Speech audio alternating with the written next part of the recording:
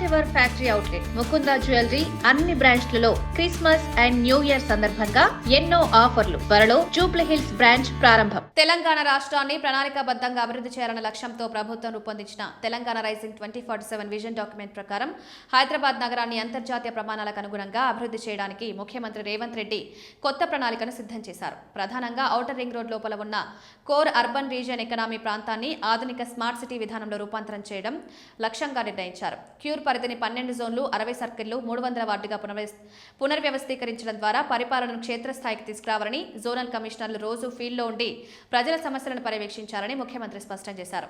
నగరంలోని చెత్త నిర్వహణ, కాలుష్య నియంత్రణ, ప్లాస్టిక్ వినియోగ నిషేధం, డీజిల్ బస్సులు, ఆటోలు స్థలంలో ఎలక్ట్రిక్ వాహనాలు ప్రవేశపెట్టడం, చెరువులు, నాణాలను అక్రమాల నుండి కాపాడడం వంటి అంశాలపై కీలక నిర్ణయాలు తీసుకున్నారు. అక్రమ వ్యర్థాల డంపింగ్ నివారించడానికి సీసీ కెమెరాలు ఏర్పాటు చేయాలని సూచించారు. పారిశుద్ధ్యంపై ప్రత్యేక దృష్టి సారిస్తూ నెలలో 3 రోజుల ప్రత్యేక శానిటేషన్ డ్రైవ్, ప్రతి 10 రోజులకు ఒకసారి గార్బేజ్ క్లియరెన్స్ చేయాలని, రోడ్లపై చెత్త, ప్రమాదకరమైన గుంతలు కనిపించకుండా చూడాలని జోనల్ కమిషనర్లకు ఆదేశించారు. పరిపాలనలో పారదర్శకత కోసం టెక్నాలజీ ఆధారిత పరిష్కారాలను ప్రవేశపెట్టడం, జనన మరణ ధృవీకరణ పత్రాలు, ట్రేడ్ లైసెన్స్లను ఆన్లైన్ ద్వారా అందించడం ద్వారా గుడ్ గవర్నెన్స్ నుంచి స్మార్ట్ గవర్నెన్స్ వైపు అడుగులు వేయాలని సూచిస్తున్నారు.